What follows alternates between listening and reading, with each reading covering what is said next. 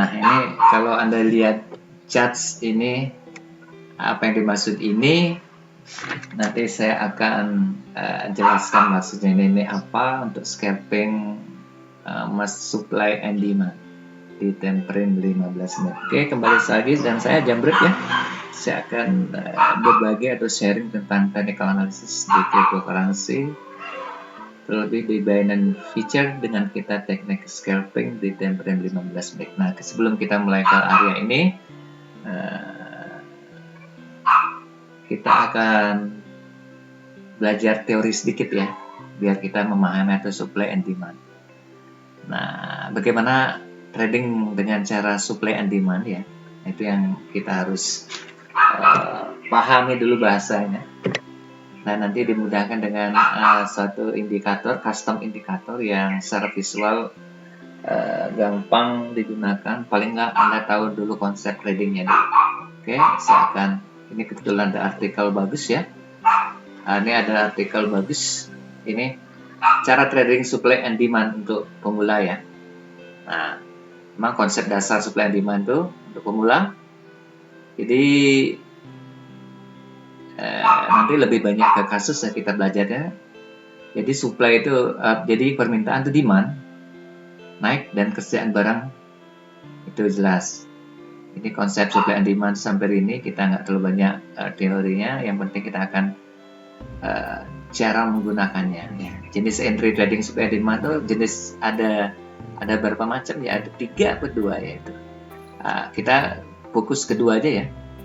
Nah, di sini ada entry breakout ya. Jadi nanti indikator akan menjelaskan. Nah, ini namanya strategi breakout. Jadi biasanya candle tertahan di dalam ring tertentu ya. Ini nanti kita akan lihat di indikator. Ini tertahan di ring.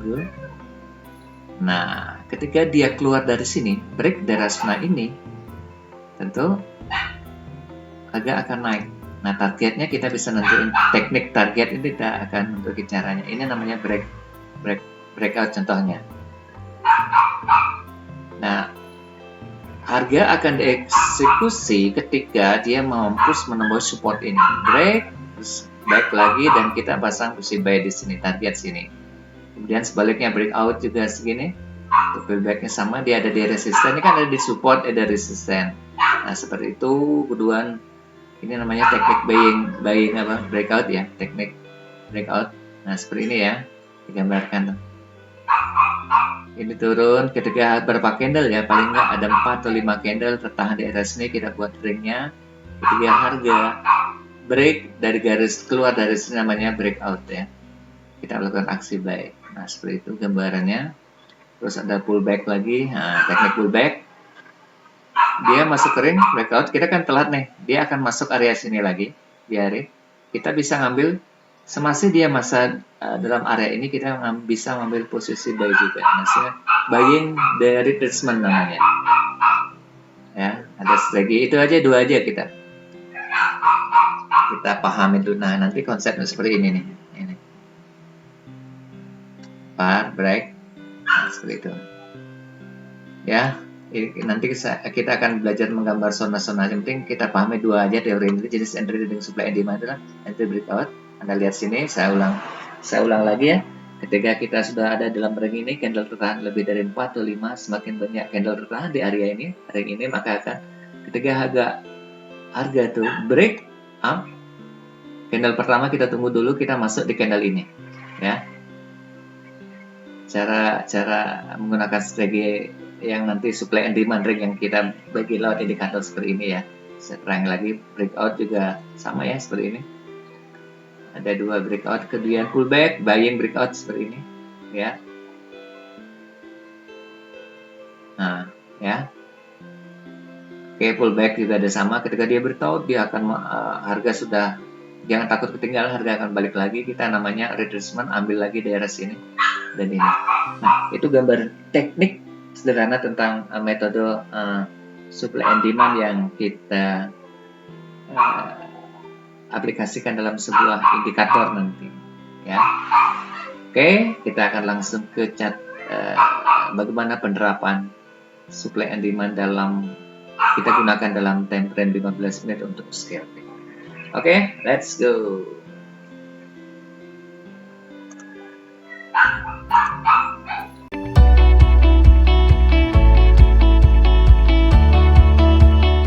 Oke, ini kita langsung aja ke penerapannya. Kita akan belajar zona supply and demand ya.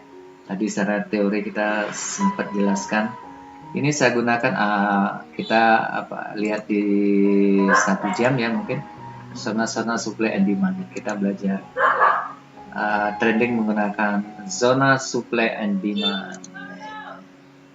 Nah, nanti kita akan terapkan dengan indikator. Nah, ini yang maksud zona supply and demand. Ketika kita tahu ada berapa tahan candle ya, kita coba seperti ini. Ini. Ya, sebentar. Nah, ini namanya zona supply and demand. Lihat berapa candle tertahan di sini. Dalam 1 jam ya, 1, 2, 3, 4, 5, 6, 7, 8, hampir sehari tahan candle ini tertahan ya. Supply and demand tahan ini tertahan. Ketika candle ini bisa keluar dari area ini, kita scalping, itu namanya breakout ya, breakout. Nah, ini lihat. Betul nggak? Lihat ini. Kita perhatikan. Nah, ini sampai sini, ini keluar ya. Set. Nah, keluar dan dia akan mencari resisten terdekat tuh ada di mana. Nah, resisten terdekat ada di daerah sini. Ini namanya resisten terdekat. Kenapa disebut resisten terdekat? Kita lihat di sini juga ada sejarahnya, history. Nah, cerita tuh selalu tuh berulang-ulang.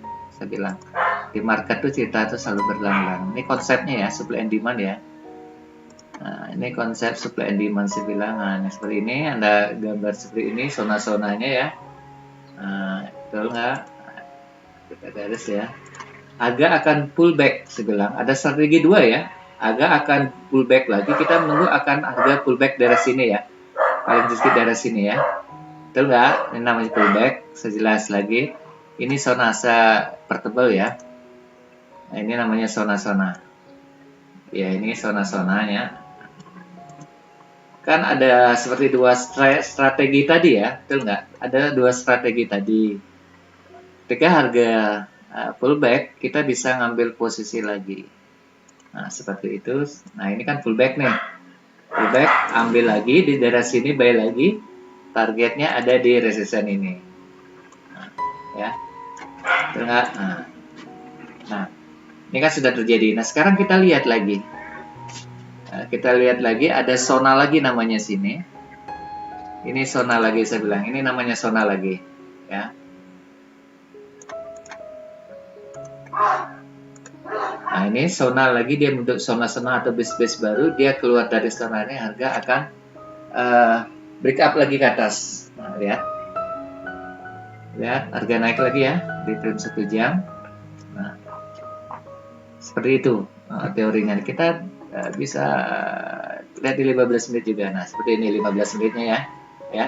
Dia bentuk zona-zona ya. Lihat zona, break up, harga naik lagi dan seperti itu gambarannya kurang lebih ya, konsep dari trading menggunakan supply and demand. Nah, kita akan terapkan dalam aplikasi dengan menggunakan indikator custom yang memudahkan secara teori dalam pengambilan keputusan secara visual saya bilang ya. Oke, kita hapus ini. Hapus ya. Sudah ini konsep dasarnya ya. Oke, ini time frame 15 menit. Kita akan coba mencari ring ya, ring supply and demand. Kita masuk ke sini, FX, kita cari ring. Nah, cari ring di sini, anggap ini ya, cari ring nih, ya. Nah, ini namanya supply and demand ya. Oke, sudah ketemu ya, ini namanya ketika break, koreksi lagi break, dan dilihat nih, batas ini. Anda ambil posisi daerah sini yang di garis ini nih, Anda keluar dari sini. Ini cara menggunakannya ya. Satu lagi tambahan ring indikator yang saya gunakan adalah tuh di pakai sub ini ya. Sebentar, saya akan cari satu indikator yang lumayan ya.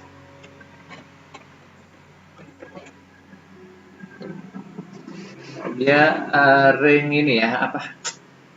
Kadang lupa saya. Dewi sudah. Ini, saya cariin. Kita cariin channelnya, ada baru channel breakout juga bisa kok.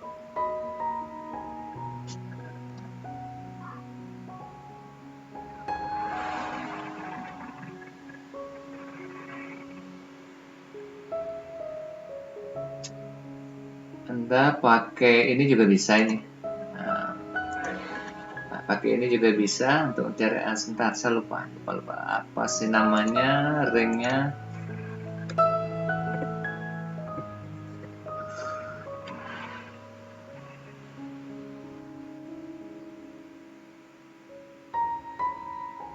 Untuk memudahkan secara visual ya, kalau saya sih jarang sekali pakai ini karena saya lebih ke price action, tapi memudahkan yang baru belajar menggunakan session breakout trading dengan menggunakan metode breakout.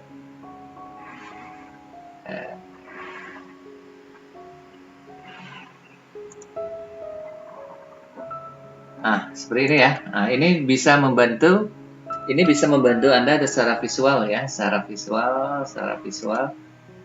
Kalau kita tradingnya ini ya, lihat enggak? Dia masuk zona ini, membuat base baru, lihat tanda merah ini keluar garis ini, break, harganya anjlok.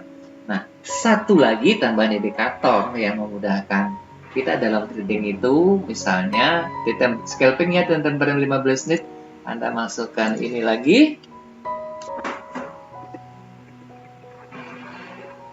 Nah, cari ini. Nah, seperti gambarnya seperti ini. Memudahkan kita trading bukan? Nah, kalau ini Anda bisa pakai dan bermanfaat buat teman-teman YouTube atau teman-teman trader, pelajari lebih lanjut tentang supply and demand konsepnya.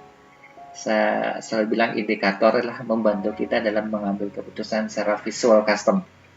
Nah, saya sendiri sih banyak menggunakan trading price action ya, tanpa indikator. Nah, saya bermain dengan candle gitu. Nah, kalau ini bermanfaat, silakan belajari dan hafal betulin karakteristik dari custom ini dan karakteristik dari suatu harga. Ya, dan setelah Anda menguasai betul dan sudah firm dengan indikator ini dan memberikan Anda profit, why not? Mengapa tidak? Kan begitu. Ya. Oke. Cukup segitu aja sharing kita di pagi ini. Semoga bermanfaat, cuan, dan kita masih masa-masa PPKM ya. Semoga virus ini cepat berlalu dan ya mumpung saya banyak di rumah, saya menggunakan beberapa riset indikator yang bisa membantu teman-teman untuk trading khususnya bagi pemula ya. Dan terima kasih banyak. Happy cuan dan sehat selalu. Thank you.